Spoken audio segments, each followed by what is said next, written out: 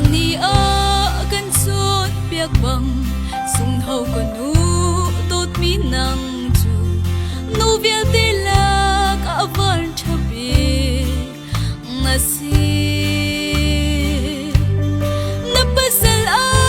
rian chuan nak a thacham nak in na dir kam ton sum tak nu sa na si nak chu nanun na a lang zum zal ko in chung khar zo ro tu kanu thong ri ko lo na tha sang le nak mang in na kan cho lâu ram rian sang na chuan pa in te than le sum suk na chul lo kan chan chung a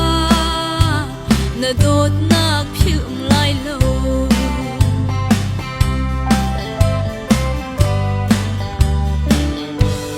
boy pa rian a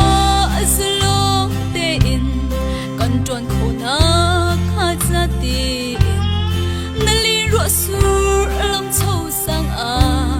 sang ba ngai i mi ram tang le ti ral tiang a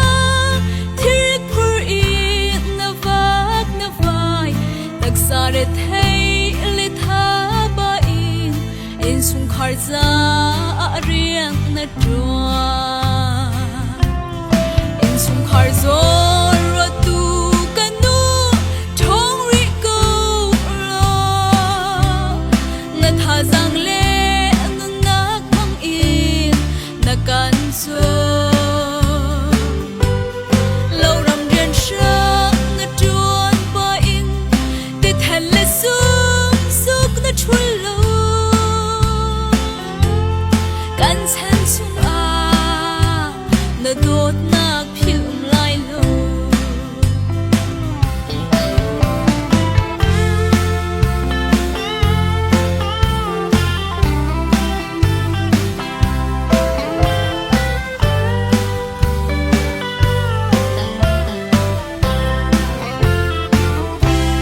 chung khar buk nak na kan to bi fa le lu chung a ku chuani kha chu hal in a pa thian sin a tha na cha zulong chu a sa lo ti in bek ru na ka in kha na cha fa nu fa pa ha hi boy pa nang mani kil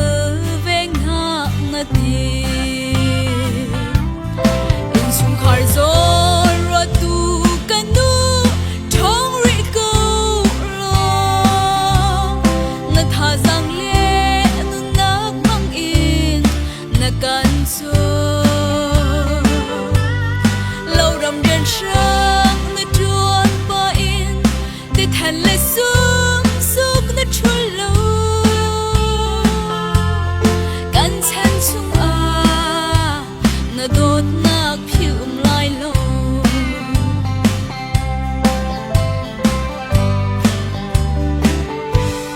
na chor shin hiang pa le mal ni sung hau ko nu na dot nak hi cham kho lo boy pa tu ni thei se lo nu via de lak a na do big nu via de lak a na tha bi sung hau ko nu kan klei chan tu boy pa ni thlo chua in pe se in sung khar zo ro tu kanu thong ri ko lo na tha sang le nu nak mang in na kan cho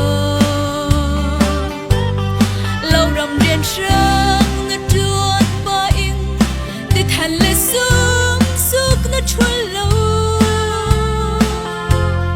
kan chan chung a na dot